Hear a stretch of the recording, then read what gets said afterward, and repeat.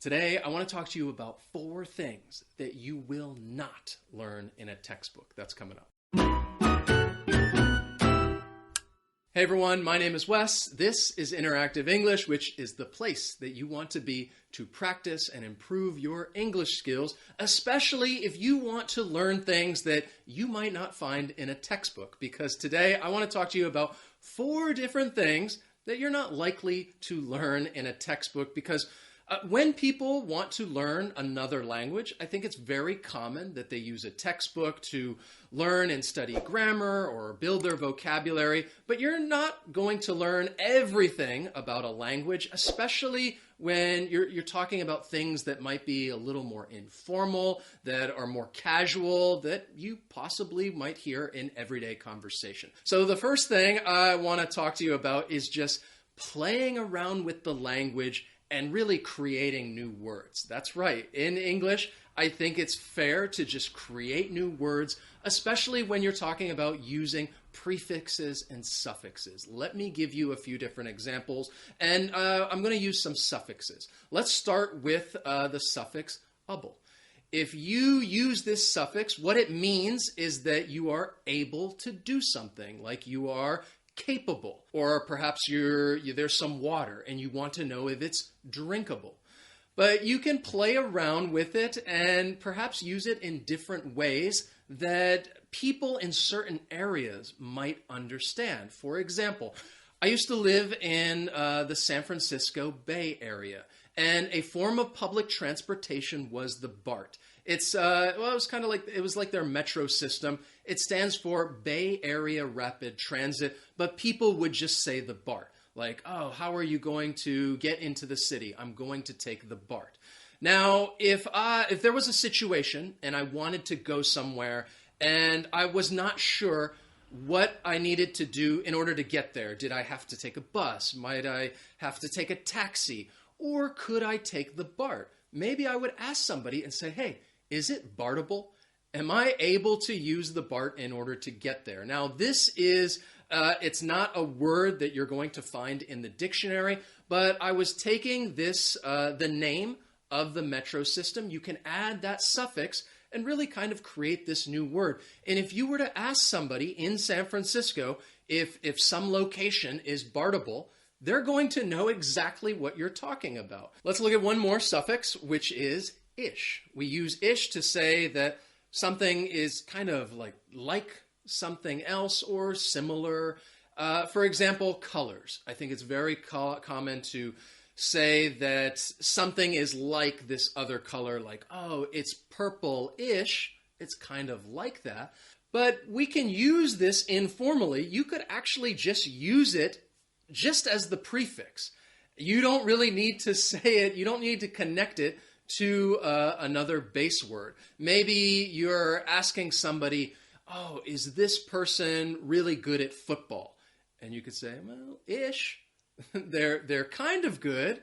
So again, you may hear people use this informally. They're not going to attach it to another word. If they want to say something is kind of like something else, they may just say ish. Something else that you may not learn in textbooks, which I think is very important, is learning English outside of American English or British English. And I think it's very useful nowadays because English is a world language. I think it's very helpful to learn other English varieties. But most textbooks are going to be written based on like standard American English or standard British English, but I think it's very useful and relevant to learn other English varieties and learn how they use the English language. I'll give you an example. In India, I learned that people will use the word prepone. And when I first heard this, I was like, prepone? What is that? Well, typically, I think people may be familiar with the word to postpone something. If you want to postpone something like a meeting, you're going to push it off and do it later.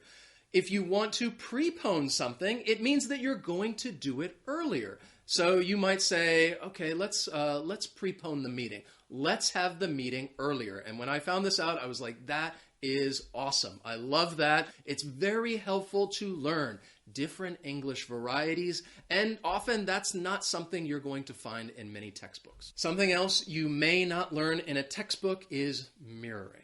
And this, I think, is very useful when it comes to speaking and listening, because what mirroring is, it's when you repeat a few of the words that you hear. So if you're having a conversation and I'm listening to somebody speak, I may repeat a couple of words to them.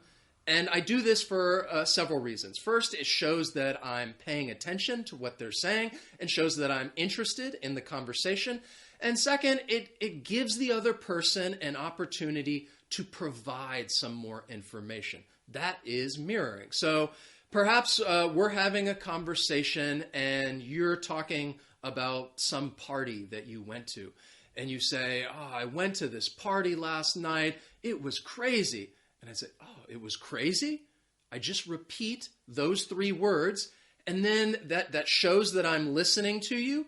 And it gives you an opportunity to tell me some more information and talk about, well, why it was crazy. It also helps the person who's listening pay attention to the conversation when you repeat a few of the words. So when you use mirroring in conversation, I think it's great to help keep the conversation going, but it's also something that a textbook may not talk about, because when you're going through a textbook, depending on the type of textbook it is, you may not really have any speaking activities. So mirroring is very important when it comes to speaking and listening, and it's something that I would encourage all of you to try. The 4th thing that you're probably not going to learn from a textbook is confidence. And confidence, I think, is so important when it comes to speaking. I think many learners out there, they want to practice speaking, but they might not have confidence in what they're saying, possibly because they've only been studying using a textbook. So when it comes to confidence, you really need to practice. And this goes pretty much for just about anything. Think about a sport. The more you practice a sport, the more you do it, the more confidence you're going to have in your abilities. The same goes for language. If you have to do something like give a presentation.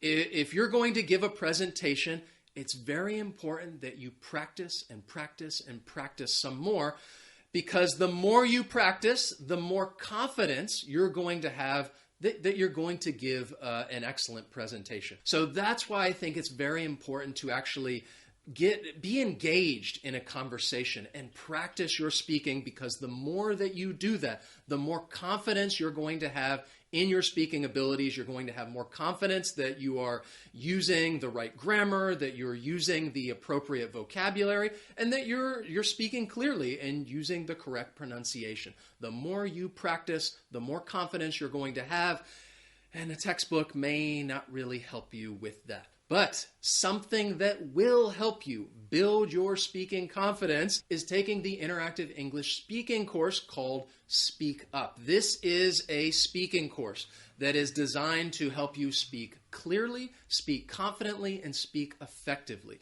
And each week what we do, there's a different topic, and we're going to have a lot of different discussion questions about that topic, do different speaking activities. We'll break into small groups, which means you'll have more opportunities to speak. And we'll work on your pronunciation as well. It's a little bit of everything. All of it is designed to truly help you improve your speaking fluency. You can check out the link down below in the description if you'd like to learn more about the Speak Up course, learn more about the schedule, the price. Check out that link. It's down in the description. I hope that you found this lesson useful, and I'm not saying that you should stop using textbooks. Textbooks can be very helpful. I just want you to understand that when it comes to learning a language, that you may not learn everything from a textbook. There are different things that you can do and that you should do to truly improve your fluency skills.